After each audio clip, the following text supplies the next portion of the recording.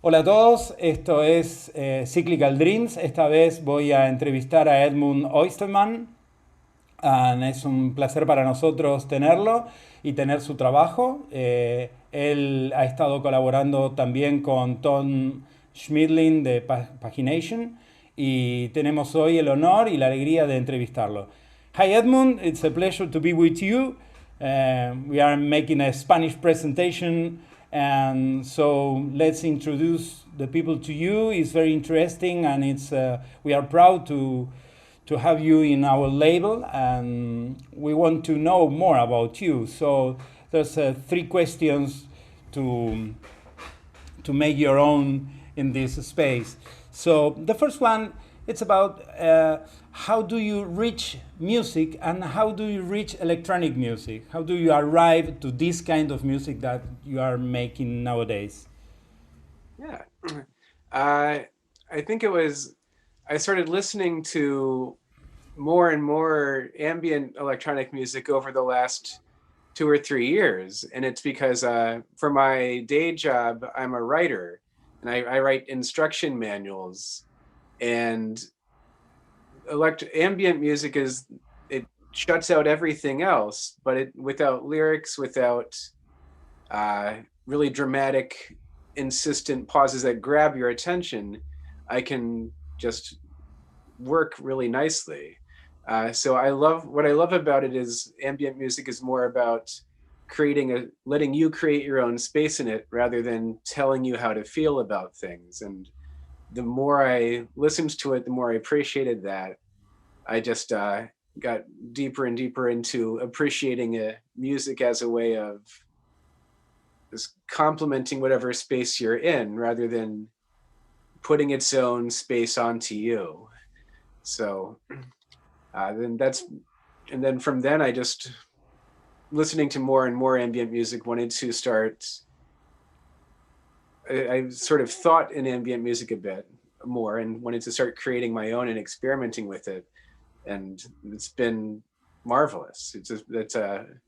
To really get into making my own as well, and to sort of try to help other people do the same thing where I create a space that they can interpret that complements whatever they're working on or feeling rather than me pushing my own space onto them.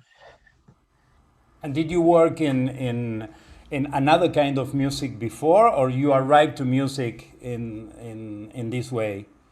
Oh, I before I like years ago I was in a couple of bands that were just like indie rock.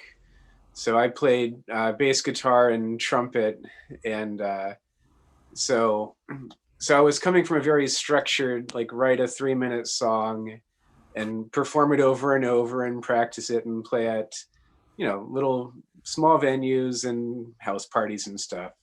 But one of the things I love about ambient music compared to that is it's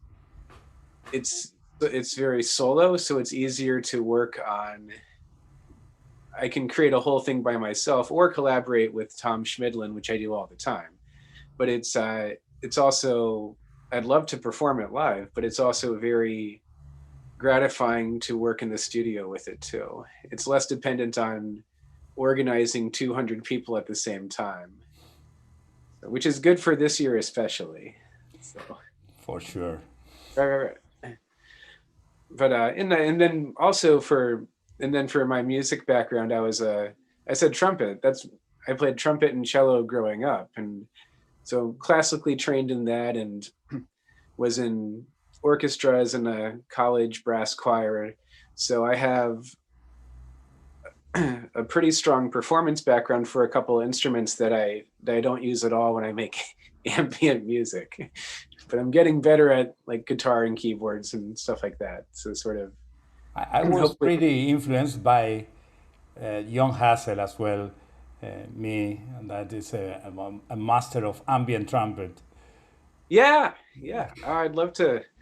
Let's see. I have a trumpet. I lent it to another musician about 2 years ago, and at some point I need to bring it back. Although I just had a baby, so playing trumpet in the house maybe not a good idea for a little bit. Great. Well, excellent. And how is your way to work? How is your workflow? Did you compose, improvise? Did you make both things? How is your way to make the music? Well, the way I want my workflow to be is to think of structures and instruments and just sort of a couple different layers and then record stuff and see how it works and edit it. Because I'm really interested in how ambient music is structured. And that's when I listen to everybody else's ambient music, I'm always listening to how it's composed. And I want to be able to think in composition. But what I do 99% of the time is just mess around with different synths or good effects pedals. And then I find something like, oh, that sounds cool. I really like how that sounds. And then I'll just record that and then see what it's missing and add some more stuff to it. And so it's almost all experimental and improvised, even though, and that works great. But I'd like to be able to think more deliberately about what I'm doing, but it's very instinctual, what I end up recording. Yes, a structure is always as well. Right. Yeah. It's in the mind working. Any way you improvise. Right. Right. Uh, Tom, I'm also in a band, Home Learning, with Tom Schmidlin from Pagination, and we work similarly. So when we collaborate, one of us will record one track, just one instrument, a modular synthesizer or whatever, with a lot of effects, and then just record the one line. We'll send it to the other person, and then the other person finishes all of the rest of the track. So we both sort of find a beautiful, interesting starting point, and then just give it some layers to bring it to life. Yes, very interesting. Collaboration is a very interesting stuff because you work with other mind, and in this kind of music it's very interesting because there is no structures so hard, so well defined, and so you have to understand a lot about the other one. So this is beautiful. Right, right. Yeah. Yeah. It's oh, go on. One of the best things about the collaborative part, which is nice, is that we're always surprising each other with what we send each other. Like, oh, that's very rhythmic or jagged, or that's very subtle, or that's a new instrument, and then the other person just plays with it, and then, but that keeps it keeps us finding fresh ideas too, because then when you receive something that surprises you, how do I make this into our music? It makes you really think about what you're doing and find new new sounds that complement it, and it's it's a collaborative. It's a different approach about our music when we Right. collaborate. So it's very interesting in this genre so much. Well, and I think with your experience and making music and contacting with others, what is your vision about electronic music today? What's about how do you see this scenario about electronic music? It's a big thing, but maybe you can explain us your vision, your feelings about.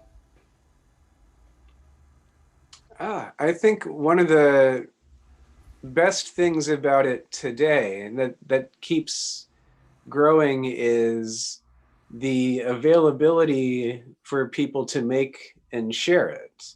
So, and that me as well.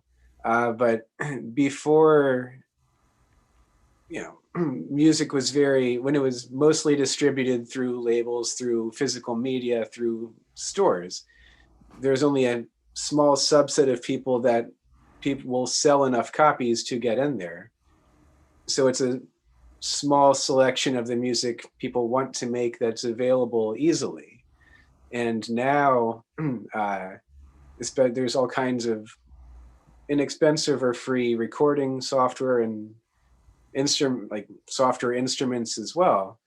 And the distribution, like Bandcamp, is great because we're on Bandcamp.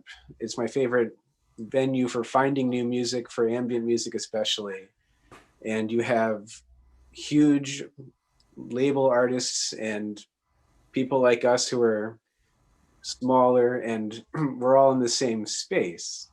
And it doesn't matter how much our music sells, it's the same level of available for everyone. So you can find people who may just appeal to a small number of people, but like us, like we're like, I might find an artist who only appeals to a small number of people, including me, but I really love them. So they don't, and it's easier and easier to find music that you really love, even if not a million people love it, but you love it because it's very unique and it's just what you're looking for. And I think that's wonderful. So I'm very excited about just sort of broadening what's available to people so you can find distinct and interesting and strange music that would be harder to sell before. So now it's just, yeah, the more voices that are out there, the more interesting things there are to find. And I think that's Definitely. marvelous. Yeah. And the history say as to record stores don't want to have so much records about experimental ambient music because it's difficult to say, Right. and they need to make cash money day by day, and to maintain, of course, the locals and all the structure, and now, as you say, there's the opportunity for the people to access to instruments Mhm. that you need a lot of money to buy synthesizers, and now you can download it for free in many cases, and very very good quality of sounding, and you can upload the music for free as well. So this is really great, and this is changing in a very deep way the distribution of music. And I think another thing that's fantastic about it is that, so with ambient specifically, I mean, there was always Brian Eno. There are people who had records, but there's a small number of people who were that popular.